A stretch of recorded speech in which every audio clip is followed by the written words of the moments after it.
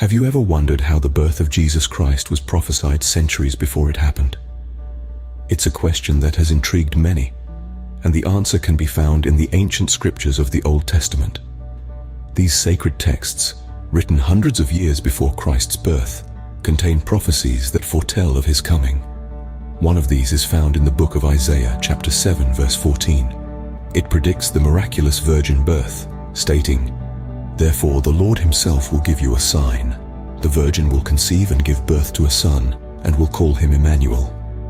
Another prophecy, found in the book of Micah, chapter 5, verse 2, foretells of Bethlehem as the birthplace of this promised Savior. It says, "But you, Bethlehem Ephrathah, though you are small among the clans of Judah, out of you will come for me one who will be ruler over Israel." So, as foretold, the stage was set for the birth of a king, but not just any king, the Savior of the world. Imagine being visited by an angel with news that would change the world forever. This was the experience of Mary, a young girl in Nazareth, when the angel Gabriel appeared to her. Gabriel, in all his celestial glory, announced to Mary that she was chosen for a divine purpose. She would conceive and give birth to a son, whom she was to name Jesus. This was a lot for Mary to take in. Yet, amidst her initial surprise, she accepted her mission with grace and humility, saying, "Behold, I am the servant of the Lord. Let it be to me according to your word." But the heavenly announcements didn't stop there. Gabriel also visited Joseph in a dream. He reassured this humble carpenter that Mary's pregnancy was a divine act, and that he should not fear but embrace his role in this heavenly plan. With divine revelation, Mary and Joseph prepared for a journey that would change history forever. What would you do if you had to travel miles for a census during a pregnancy? This was Mary and Joseph's reality. Imagine, if you will, the couple setting off on a journey from Nazareth to Bethlehem.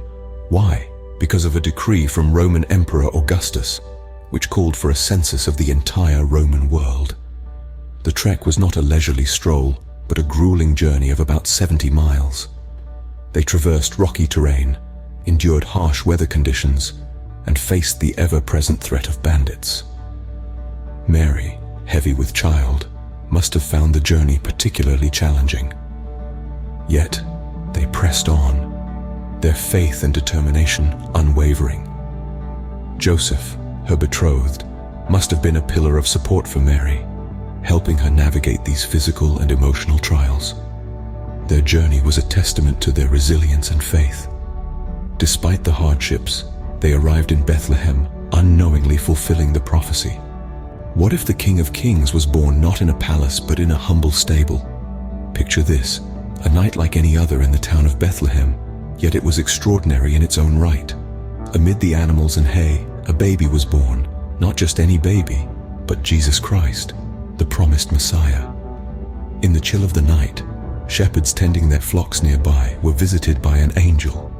Startled at first, they were soon filled with joy as the angel announced the birth of a Savior. Leaving their flocks behind, they hurried to witness this miraculous event. And there, in the most humble of circumstances, they found the newborn king, wrapped in swaddling clothes and lying in a manger. This simple act signified the humility and accessibility of Jesus, a king who would be approachable to all. In the humblest of settings, the Savior of the world was born, demonstrating that greatness can emerge from the most unexpected places. Have you ever followed a star? The Magi did, and it led them to the Savior. These wise men from Far Eastern lands were guided by a celestial beacon to Bethlehem. As astronomers, they read the heavens, and in the night sky, they saw a sign of a king's birth. They followed this star, embarking on a journey of faith across deserts and mountains.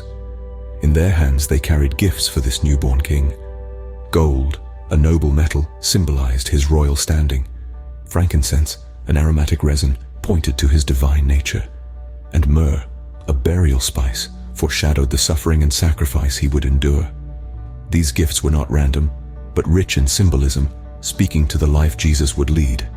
They were the first to recognize him as the King of Jews, their actions a testament to their faith and understanding. With their visit, the Magi acknowledged Jesus as the King of Jews, marking the end of an extraordinary birth story that continues to inspire billions.